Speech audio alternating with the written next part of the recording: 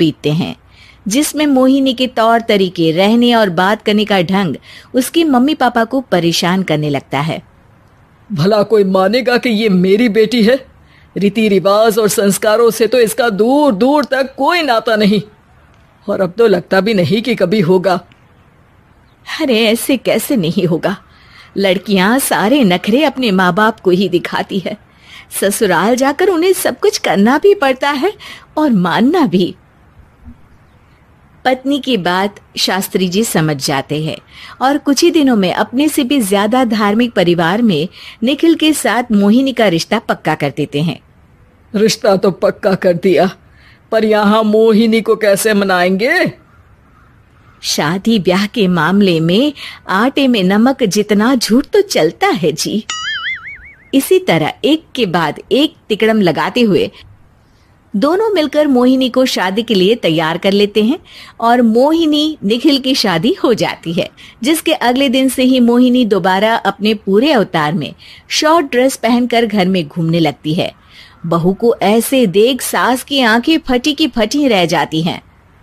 अरे ये क्या बेशर्मी है, हमारे घर की लड़कियां जींस तक नहीं पहनती और तुम बहू होकर इतने छोटे कपड़े पहनकर पूरे घर में घूम रही हो।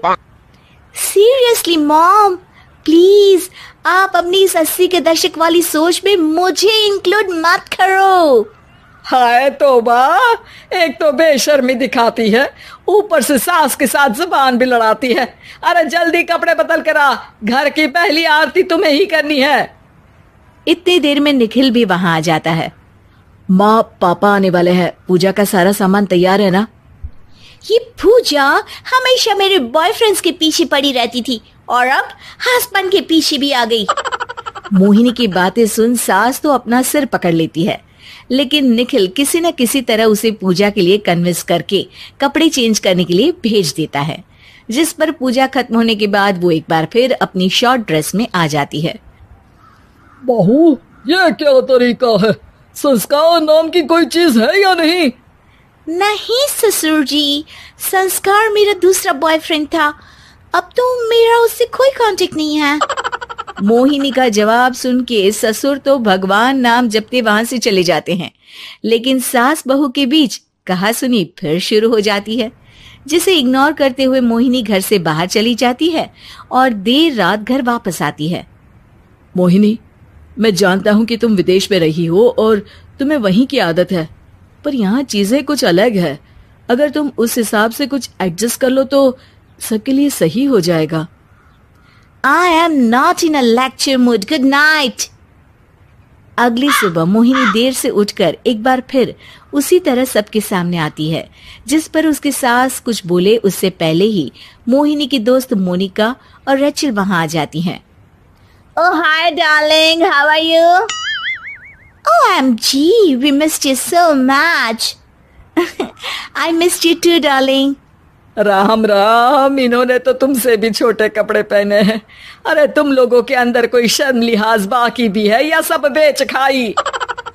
मोहिनी, तुम्हारी मेड कुछ ज्यादा नहीं बोलती?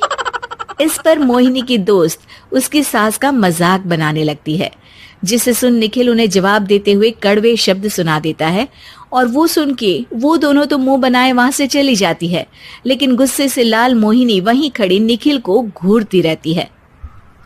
घूर क्या रही हो? तुमसे शादी की ये सोचकर कि विदेश में पढ़ी लिखी हो, घर में कोई पॉजिटिव चेंज लाओगी, अपनी करियर के लिए एम्बिशियस होगी, पर अपने इस बिहेवियर से उस पढ़ाई के साथ साथ अपने मम्मी पापा के नाम को भी डुबो रही हो। अगर तुम्हें ऐसे ही हाल रखना है तो यहाँ रहने की कोई जरूरत नहीं है। निखिल की बातें सुनकर मोहिनी रोते हुए घर छोड़कर अपनी मम्मी पापा के पास वापस आ जाती है। ससुराल में सब कुछ ठीक तो है? वो अपने आप को समझते क्या है? मोहिनी पर चिल्ला रहे? मैं क्यों उसके इशारों पर चलूं? मैं अपनी लाइफ अपने तरीके से जीना चाहती हूँ और वो ना आप लोगों को मंजूर था और ना ही उन्हें है। तुम यहाँ नहीं रह सकती। अपने पापा की बात सुन के मोहिनी हैरान रह जाती है। हाँ, तुमने बिल्कुल सही सुना।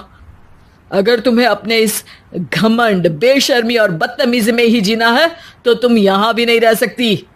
बेटी, मैं मानता हूँ हमारे यहाँ रीति रिवाज बहुत मायने रखते हैं और हमने उन्हीं के ओवरडोज से बचाने के लिए तुम्हें विदेश भेजा था। एक लड़की जो शादी करके घर और बच्चे संभालती है, उससे तुम अपने आप को ज्यादा समझ सको इसके लिए भेजा था। तुम उससे ज्यादा समझो और बनो, पर तुम तो किसी दूसरी ही ट्रेन में चढ़ गई बेटा। उसके मम्मी पापा बहुत देर तक मोहिनी को सारी बातें समझाते हैं, जिन्हें सुनकर मोहिनी को अपनी गलती का एहसास होता है। वो जॉब ज्वाइन कर लेती है और ससुराल वापस आकर उन्हें मॉडर्न बनाती है और खुद भी कुछ रिवाज सीखते हुए खुशी से रहने लगती है।